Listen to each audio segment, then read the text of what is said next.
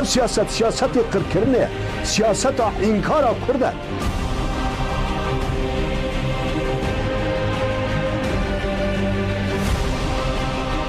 بس بانگ مجبوران اوه بس یعنی به وجدانی و به مرحمتی و به حقوقی نکن اف تفگر آزادی کرد مفتار حقیقت کرد اون چی کاسه هاتون سر و نکابود کمه بکره تصفیه بکره دبه حقیقته اون قبول بکن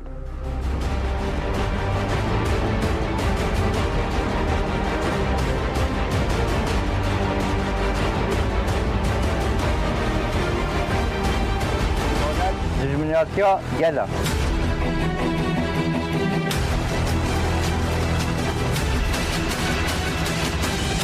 ای خانت نوکرتیا دجمنه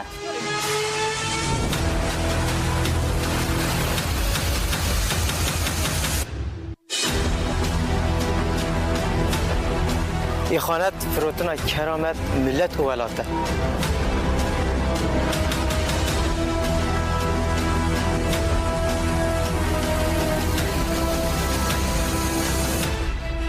جل كرد جل كي وزادي خوزة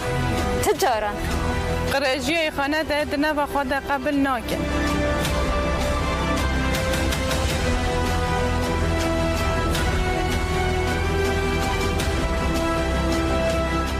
هرکس بلا بزانه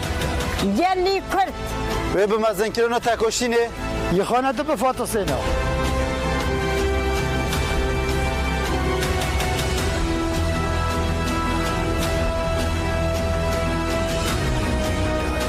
جالسي إخوانات الجل إخواتي بزانه بن إخوانات وين يعرف كده بحساب ولا فرصة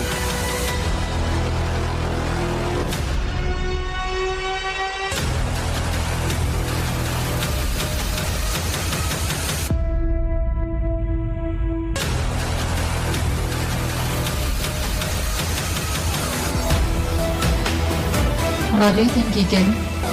دنگی توی هواتیا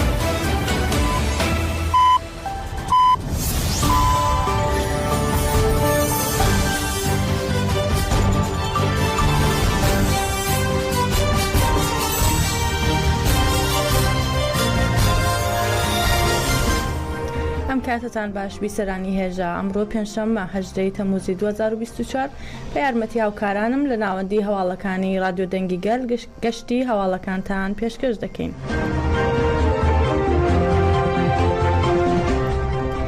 بەمەبەستی دیدار لەگەڵ ڕێبەری گەلی کورد کە زیاتر لە 40 مانگە لە ژێر بارودۆخی سەختی گۆشەگیری ئیمراڵیدایە و هیچ زانیاریەک لەو بارەیەوە بەردەست نییە پارێزەرانی نووسینگەی یاسایی سەدە سەردانی داواکاری گشتی کۆماری لە بورسا و بەڕێوەبەرایەتی زیندانی ئیمراڵیان کرد هەریەکە لە پارێزەران سۆزان ئاکپا و ئیبراهیم بیلمەز هەروەها عەمران ئەمەکچی و چەنگیز یوراتلی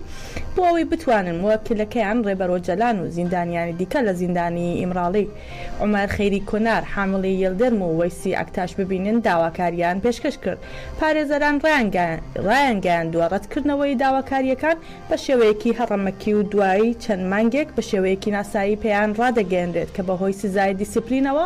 داواکاریەکانیان ڕەت دەکەنەوە هەروەها نازانرێت هۆکاری سزای دیسیپلین چییە بڕیاری قەدەغەکردنی مافی چاوپێکەوتن کە لە بەرامبەر ڕێبەری گەلی کورد و سێ زیندانی دیکەی ئیمراڵی بڕاوەتەوە لە 3 ئازاری 2024دا لەلایەن دادگای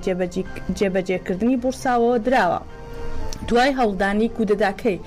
ساڵی 2016 باری نایاسایی ڕاگەیاندرا و قەدەغەی مافی چاوپێکەوتن تا شوباتی 2018 بەردەوام بوو لە دوای ئەو ڕێکەوتەوە داواکاری چاوپێکەوتنی پارێزەران 6 مانگ جارێک قەدەغە دەکرێت هاوکات لەگەڵ بڕیاری قەدەغەی چاوپێکەوتن لە 8 ساڵی کۆتاییدا لە بەرامبەر ڕێبەری گەلی کورد و بەلایەنی کەمەوە بۆ 13 جار قەدەغەی چاوپێکەوتنی 6 مانگە لەگەڵ پارێزەراندا دراوە سەبارەت بە دانیشتنی هەشتاوەمین کۆمیتەی دژە ئەشکەنجەی نەتەوە یەکگرتووەکان لە جێنێڤ، ئیبراهیم بیلمەز یەکێک لە پارێزەرانی نووسینگەی یاسایی سەدەوتی لەبارەی ئەو سزایانەی دەسەپێندرێن زانیاری بە پارێزەران نادرێت. ئێمە پاساوی سەپاندنی سزاکان لە راپۆرتەکانی CPTەوە دەزانین. بیلمەز ئەوەی خسەڕوو کە لەلایەن دادگاوە هەر 6 مانگ جارێک قەدەغەی دیدار لەگەڵ پارێزەران دەسەپێنرێت. هەروەها بیلمەز لەبارەی بانگەشەی ئەوەی لە دژی سزای دیسیپلین تانەیان پێشکەش نەکردووە وتی 3 مانگ جارێک بە شێوەی سیستەماتیک سزای دیسیپلین هەم بەسەر بەڕێز و جەلان و هەم بەسەر زیندانیانی دیکە لە ئیمراڵی دەسەپێنرێت و سزاکان نوێ دەکرێتەوە. مۆکیلەکانمان زۆر جار لە دژی ئەو سزایانە ناڕزایەتیان دەربڕیوە. ڕەنگە مۆکیلەکانمان بەهۆی ئەوەی متمانەیان بەو میکانیزمانەوە نەماوە سکاڵا ئاراستەی دەستەکانی چاودێڕی و دادوەری نەکەن. بەداخەوە لەم قۆناغەدا ناتوانین ئەو پشتڕاست بکەینەوە. هەروەها بیلمەز ڕایگەیان لێدوانی کاربەدەستەکەی وەزارەتی داد هیچ ڕاستیەکی لە خۆ نەگرتووە و دەڵێ مامەڵە و هەڵسوکەوتەکە بە تەواوەتی نایاساییە و هەڵدەدەن پاساوی بۆ دابتاشن.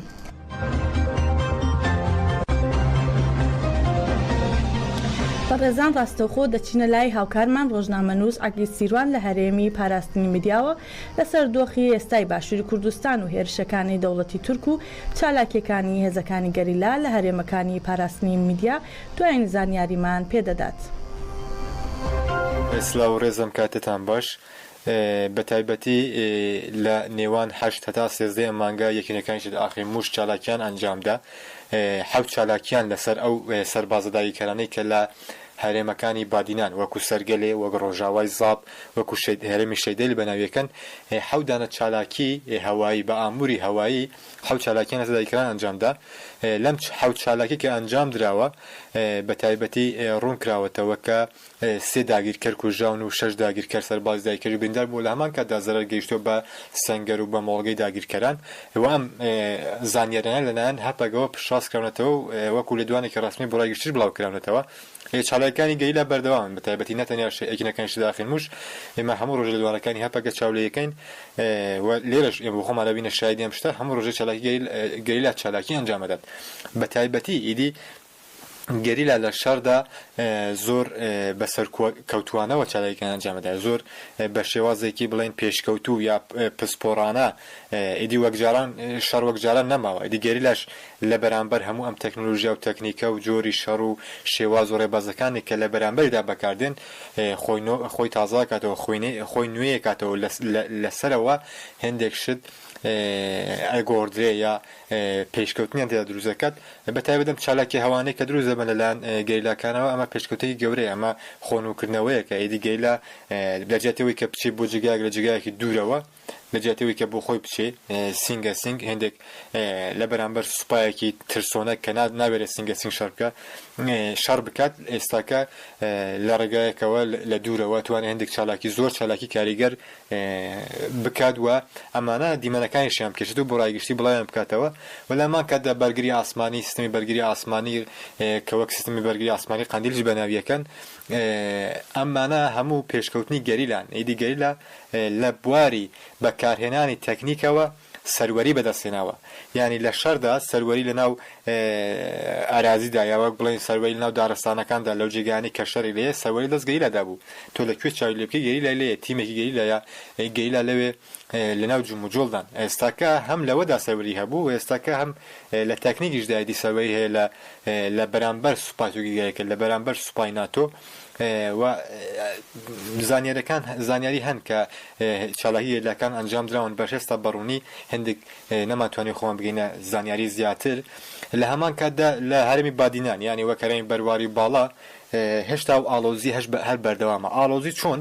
یعنی هەم داگیرکاریەک لەسەر خاکێکەوە لە بەرامبەر ئەمە پارتی دموکراتی کوردستان نەجاتیەوەی کە دەنگی دەربڕێ ناڕەزاتنی شام بدە ڕێ لەم شتە بگرێ. یارمەتی هەر ڕۆژ لە ڕۆژ لە جاران زیاتر یارمەتیدا بۆ ئەم داگیرکاریە ڕێخۆشەکات. خەڵکی ئەم ناوچەیە وەزعی چۆنە بەڕاستی ئەو گوندانێک کە لە هەرێمی سەرگەلێ بە تایبەتی یا شەڵات زێ دێرەلوک ئەو گوندانە خەڵکی بەخۆشی ناتوانێت بژی ینی ئێدی بەهۆی بۆمباردومای تورکیاوە کارەبانە ماوە بەهۆی بردومای تورکیاوە یا تورکیا بە ئەنقەست خەتی ئینتەرنێت و خەتی تەلەفۆنی قەتع کردووە بڕێویەتی خەڵک بۆ پێداویستە ژیانەکانی ینی کیلۆیەک گۆشتە کیلۆیەک تەماتە و کیلۆیەک خیار بەخۆشی ناتوانێت باتەوە ماڵێ بۆ ینی سوپای تورکیا لەسەر ناوی ئەوەی کە ئەمانە ئەبن بۆ پەکەکە یا یارمەتی گەریلاکانەدەن لە گوندەکاندا ناڵە خەڵک بچنە ناو ماڵەکانە ناڵێ کە خەڵک هێندێک شت بۆ خۆیان بنەوە بۆ ماڵێ و بە هەموو شێوەیەک ڕێگرە بۆ ژیانی خەڵک لە هەرێمی بادینان ڕێگرە بۆ ژیانی خەڵک لە ئەو گوندانەی سەرگەلێ خەڵک لە بەرامبەر وەزە زۆر ناڕازیە و سوپای تورکیش ئازانێت کە گەریلا لە گوندانیە گەریلا لە چیاکاندا خەریکە شەڕەکەت بەڵام دیسانەوە ئەمە خەریکە لە بەرامبەر خەڵکی ئەم ناوچەیە زۆر زەخت دەکات بە تایبەتی ئەمڕۆ شەهید بوونی ئەو هاوڵاتی خەڵکی باشووری کوردستان لە کوڕۆژار و لە چیای کوڕۆژار و نزیک شێڵاتزێ ئەم هاوڵاتیە بۆ خۆی هاوڵاتی ناوچەی بادینانە ناوی عوسمان ڕوشتی مروان سوێ ینی هەر خەڵکی ئەو ناوچەیە خەڵکی وەک ناوچەی ئاواشنوان ئەو شوونانەیە لەلایەن بەهۆی بردومانی سوپای تورکی داگیرکرد شەهید کەوتووە ینی ئەم زانیاریە ئەمڕۆ بڵاو کراوەتەوە بەڕاستی ئەمە جاری یەکەم نییە کە شتێکی بەم شێوەیە ڕوەدا سوپای تورکی داگیرکرد بۆی فەرق ناکە کە ئەمە گەریلایە ئەمە خەڵکی مەدەنیە ئەمە هیچ فەرق ناکە بۆ سوپای تورک کە ئەمە کورد بێ لەکوێ بێ بۆ ئەوەی بیهێوێ ڕاحەت بکەوێتە ناو خاکی باشووری کوردستانەوە حازرە هەموو شتێ بکە حازرە هەموو شتێ بکات و خەڵکی ئەو ناوچانە شەهید دەخا خەڵگا کوژێ زۆرداری و زۆردەستی لە خەڵگەکە یانی وەزێکی بەم شێوەیە هێشتا لە بەرامبەر ئەم کوشتنی ئەم هاوڵاتی مەدەنیە پارتی دموکراتی کوردستان هەتا ئێستاش هیچ لە دوانێکی نەداوە و مدیاکانی پارتی دموکراتی کوردستان زۆر بێشەرمانە باسی ئەوەکەن کە پەکەکە هێشتا هیچ وەڵامێکی نەداوەتەوە پەکەکە بۆ وەڵام داتەوە تۆ حکوومەتی هەرێمی کوردستان تۆ ئەمە خاکی تۆی بەلاخۆوە تۆ سەروەری بۆ ئەم خاکە کوانێ بۆ دەنگێکە دەنابڕی کوا بۆ لە دوانێ نادی بۆ ئیدانەی ئەم شتە ناکەی هیچ لەلایەن پارتی دموکراتی کوردستان هیچ شتێک بەم شێوەیە نییە ینی خەڵکی تۆیە ئەمە خەڵکی کوردووە لەو ناوچانە شەهید دەکەون بەهۆی بردومانی سوپای تورکی داگیرکەرەوە بەڵام ڕۆژێک دەنگ دەرنابڕێ حازرە بۆ هاوڵاتیەکی تورک یا بۆ شتێکە لە تورکیا دروست بێ بەسەدان لێ دوان بدا ئاڵاکەیان لە هەولێر هەڵکا نازانم بچێ سەردانیان بکە هاودیتم بکە حازر ئەمانە بکە بۆڵام بۆ کەسێکی کورد حازر نییە کە ئیدانەی ئەم قەتڵانە ئەم کوشت و کوشتارە بکات ینی وەزێکی بەم شێوەیە و پارتی دموکراتی کوردستان باش بزانێت کە هەتا ئێستا تورکیا کاری بە پارتی دموکراتی کوردستانەیە کاتێک تورکیا کاری بە پارتی دموکراتی کوردستان تەوا بوو وەزئی لە هەموو کەسێک خراپترە بێت ئەمە باش بزانێت پارتی دموکراتی کوردستان ئەم وەزئەوە نامێنێ ینی ئەوەی کە نەکراوە بەسەر کورد تورکیای هێنە بەسەر پارتی دموکراتی کوردستان حتا ئەوەی کاری پێێتەوە بۆ هێشتا کاری پێ هەیە و پارتی دموکراتی کوردستان زۆر بە بێشەرمان و نامەردانە هاوکاریەکانی خەیانەتەکەی لە بەرامبەر خەڵکەکەی لە بەرامبەر کورد هێشتا بەردەوامە و ڕێخۆشکەرە بۆ داگیرکاری ناوەندی ڕاگەیاندن و چاپەمەنی هەپەگە سەبارەت بە چالاکیەکانی گەریلا و هێرشە داگیرکاریەکانی دەوڵەتی تورک ڕاگەیاندراوێکی بڵاو کردەوە هەپەگە ڕاگەیان لە هەرێمی شەهید دەلیلی ڕۆژاوای زاب کاروانێک کە کەلوپەلی سەربازی داگیرکەرانی دەگواستەوە بۆ گۆڕەپانی بەرخۆدانی سەرگەلێ لە دوو قۆڵەوە بە شێوەی کاریگەر کرایە ئامانج لەو چالاکیەدا دوو ئۆتۆمۆبیلی زورێپۆشی جۆری کێرپێ و دوو بار هەڵگر لە ناوبران ژمارەی ئەو داگیرکەرانەی لە ناو ئۆتۆمۆبیلەکە سزادرا و برینداربوون ڕوو نەبووەتەوە داگیرکەران دوای ئەو چالاکیە پاشماوەی ئۆتۆمۆبیلە تێکشکاوەکان لە شوێنی چالاکیەکە دوورخستەوە هەروەها لە ڕاگەیاندراوەکەی هەپەگە بەم جۆرە ئاماژە بە هێرشەکانی سوپای تورکی داگیرکردراوە هەڤەی تەمووز گۆڕەپانەکانی شەهید شەریف و کۆلیتی خواکۆرک سێجار گۆڕەپانی دەشتی کافیای هەرێمی گارە جارێک گۆڕەپانەکانی بەرخۆدانی گردی بەهار و گردی ئامێدی لە هەرێمی شەهید دەلیلی ڕۆژاوای زاب دووجار بە گشتی 6 جار بە فڕۆکەی شار بردومان کراون لە هەژدەی تەمووز گۆڕەپانی بەرخۆدانی شاخی گردی بەهاری هەرێمی شەهید دەلیلی ڕۆژاوای زاب بە هێلیکۆپتری هێرشبر بردومان کراوە و دوای بردومانەکە ئاگر لەو گۆڕەپانە کەوتووەتەوە.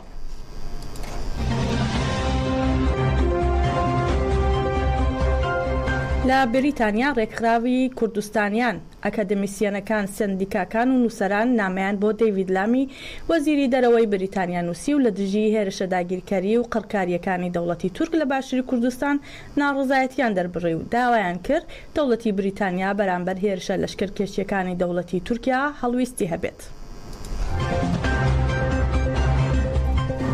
علی فتلاوی ئەندامی هاوپەیمانی فتح کە هادی عامیری سەرکردایەتی دەکات لە چاوپێکەوتنێکی ڕۆژنامەوانیدا ڕەخنەی لە شێوازی کارکردنی فواد حوسێن وەزیری دەرەوەی عێراق گرت و بەکارکردن لە پێناو بەرژەوەندی پەتەکە تۆمەتباری کرد. ئەندامەکەی هاوپەیمانی فتح ڕای گەیاند هەڵویستی وەزیری دەرەوەی عێراق هەمان هەڵویستی پەتەکەیە کە بێدەنگە بەرامبەر پێشلکاریەکانی دەوڵەتی تورک. دەڵێت ئەم بابەتە ئاماژەیە بەبوونی بەرژەوەندیەک لە نێوان هەولێر و ئەنقەرەدا کە پاڵ بە حیزبەکەی مەسعود بارزانی دەنێت تا بێدەنگ بێت لە بەرامبەر ئەوەی دەگزەرێت. باسی لەوەش کردووە وەزارەتی دەرەوە هیچ هەڵویستێکی توندی بەرامبەر بە پێشلکاریەکانی دەوڵەتی تورک نەبووە و سوپای تورکیش لە چوارچێوەی بێدەنگی بەغدا و هەولێر بەردەوامە لە دەستڕێژیەکانی سەر خاکی عێراق.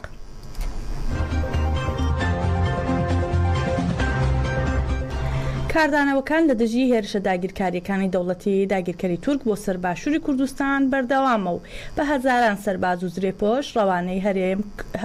کراوە و بۆ داگیرکردنی زیاتری خاکی هەرێم. ستران عەبدوڵڵا ئەندامی سەرکردایەتی یەنەکە لەو بارەیەوە دەڵێ خەباتی 30 ساڵەی پارتی لەگەڵ سوپای تورکیا بەرهەمی هاوپەیمانیەتی ئەوان بووە کە سوپای تورکیا هاتووەتە هەرێمی کوردستان. هاتنە ناوی سوپای تورکیا بۆ هەرێمی کوردستان یەکەم جارنی و هەرجایش بە بیانوی هەرە سەرشیان بوونی هێزەکانی پەکەکەیە لە هەرێمی کوردستان لە کاتێکە پەکە خۆی زیاتر تاجیش هەبێ وەکو چارەشکانشی لەناو وڵاتی تورکیایە. ئەمە پێمان وایە ئەمە بیانوێشی ناڕەوایە و هەموو جارێکیش نەتیجەیەشی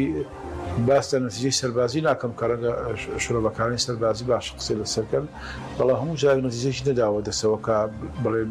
تورکیا پێی وابێ ئەو پەلەفەی یەکجارێکی چاسە کردووە. دیدی یەکێتی نیشتمانی کوردستان ئەوەیە کە پێویستە ئەم تورکیا ئەم بابەتان لە وڵاتی خۆی چارەسەر بکە و وەچەک بەڕاستی ڕێگە چارەسەر نییە وام ڕوانگەیەکی تیشمان کوردستان ڕوانگەیەکی بدعانیە کە یەکێتی داهێنابێت تەجربەی سیاسی لە هەموو وڵاتانی دنیا ئێستا دەیسەلمێنێ کە هەر کێشەیە کە سیاسی بوو لە پێش ئابێ لە ڕووی سیاسی و چارەسەر بکرێت هەر کێشەش ئەمنی بوو سەربازی بوو هەردێک لە پێش ئابێ ڕێگە سیاسەکەی دەستیشان بکرێت. لەبەرەوە ئەم هاتنە ناوەی سوپای تورکیا بە دیدی یەکێتی نیشتمانی کوردستان هاتنە ناوێکی ناڕەوا هیچ بیانوێکی بۆ نییە تەنیاوەیە کە حکوومەتی تورکیا لە خۆی ڕابینێ کە نەوەی سەربازی ئەم هێرشە بکە بەڵام دیسانەوە پێمان وایە کە ئەم کێشە ناوخۆی تورکیا چارەسەر بکە باشترە و ئەم کێشەیە هیچ یارمەتی دەری پەیوەندێکی باشی نێوان عێراق و تورکیا هەرێمی کوردستان و تورکیا نادا ئەوە هیچ هێزە سیاسەکانی کە ئێستا پەیوەندەکانی یەکێتی نیشتمانی کوردستان و تورکیا تقریباً حکمی ڕاوەستانایە. لەبەرەوە پێمان وایە ئەمە سەدانێکی ناڕەوایە و نەتیجە خەڵکی هەرێمی کوردستان زەرمەندە بن بۆ ئێمە فەرقی نییە خەڵکی شارە زۆر بن یا هەورامان بن یان خەڵکی بادینان بن ئەوە هەمووی تەلەفە لە میلەتی ئێمە دەکەوێت و هەمووشی قازی فەیسەڵ سەرۆکی سەنتەری عێراقی بۆ لێ کۆڵینەوەی استراتیژی لەبارەی مەترسیەکانی سەرهەڵدانەوەی هێرشی گروپە چەکدارەکانی عێراق بۆ سەر بەرژەوەندیەکانی ئەمریکا ڕایگەیاند هۆشداری لە مەترسی دووبارە بە ئامانجگرتنی بەرژەوەندیەکانی ئەمریکا لە عێراق دەدەین. ئەوەش کاریگەری جدی لەسەر سەقامگیری عێراق دەبێ ئەمە لە کاتێکدایە گروپەکان ماوەیەکە دەستیان بە هێرشەکانیان بۆ سەر بنکە و بارگاکانی ئەمریکا لە ناوجە جیاوازەکانی عێراق کردوێتەوە. فەیسەڵ ئاماژەی بەوەش کردووە ئەم هێرشانە سوودانی و حکوومەتەکەی دەخاتە دۆخێکی شەرمەزارکەریەوە لە بەردەم کۆمەڵگەی نێودەوڵەتی ئەمەش ڕەنگە کێشەی ناوخۆیی لە نێوان حکوومەت و هێندێک لایەن دروست بکە. جێ ئاماژەیە دوای بەڵێنی سوودانی بۆ گروپە چەکدارەکانی عێراق کە هێزەکانی هاوپەیمانان لە عێراق دوور دەخاتەوە ماوەی چەند مانگێکە هێرشی گروپەکانی سەر بە مقاومە ئیسلامی بۆ سەر بنکەکانی هاوپەیمانان وەستا بوو بەڵام لە ماوەی 3 ڕۆژدا گروپە چەکدارەکان دوو هێرشیان بۆ سەر بنکەی عین ئەسەد ئەنجام داوە.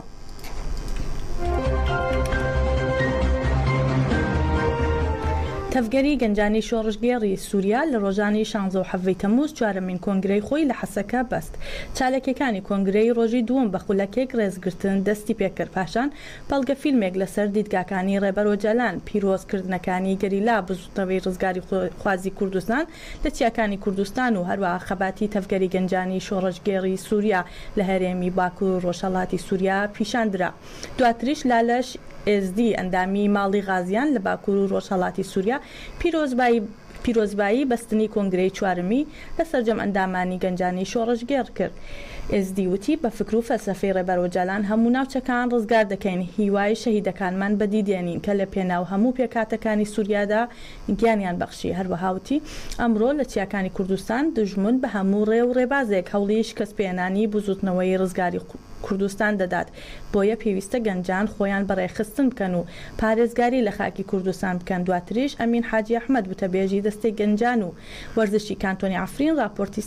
ساڵانەی تەفگەری خوێندەوە. ڕووناهی عەفرین ئەندامی یەکێتی ژنانی گەنج ڕەشنووسی تەفگەری خوێندەوە و لە دوای گفتوگۆ هێندێک گۆڕانکاری لە ڕەشنووسەکەدا کرا. ببورن کۆنگرە بە چەندین ئەنجام کۆتایی هات پەروەردەکردنی گەنجان لەسەر بنەمای بیر و فەلسەفەی ڕێبەرۆجەلان، پەروەردەکردنی گەنجانی شۆڕژگێڕ لەسەر بنەمای شەڕی شۆڕژگێڕانەی گەل، کردنەوەی خولی تایبەت بۆ گەنجان لەسەر خوێندنەوەی کتێبەکانی ڕێبەرئۆجەلان.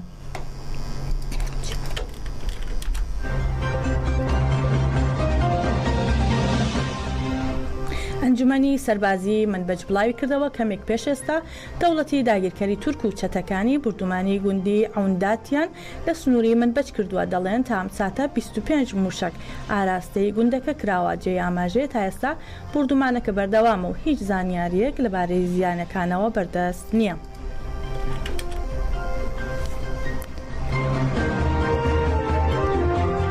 ڕێکخراوی Save the Children بڵاوی کردەوە لە نێوان مانگی کانونی یەکەمی ساڵی ڕابردوو تاکو و مانگی حوزەیرانی ئەم ساڵ زیاتر لە 6400 منداڵی کۆچبەر گەیشتونەتە وڵاتی یونان. ڕێکخراوەکە ئاماژی بەوە کردووە لە هەر 4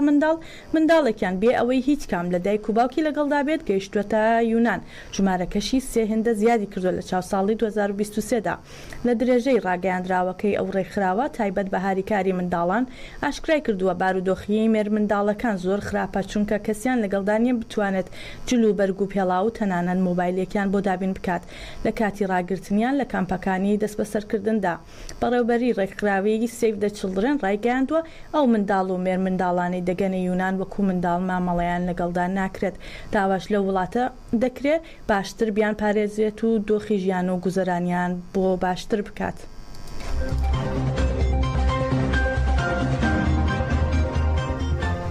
سکرتێری ڕۆژنامەوانی کۆشکی سپی ڕایگەیاندووە بە گوێرەی ئەنجامی پشکنینەکان بایدن تووشی کۆرۆنا بووە.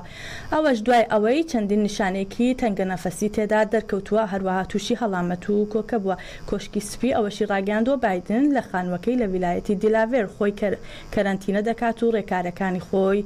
خۆپارێزی دەگرێتە بەر. ڕاگەیاندراوەکەی کۆشکی سپی دوای ئەوە هات بڕیار بوو جۆ بایدن بەشداری کۆنفرانسێک لە لاس ڤێگاس بکات و گوتەیەک پێشکەش بکات، بەڵام بەڕێوەبەری کۆنفرانسەکە ڕایگەیاند کە بەهۆی توشبوونی بە کۆرۆنا بایدن ئامادەی کۆنفرانسەکە نابێت. هەواڵەکانمان پێشکەشکردن هەر شاد بن.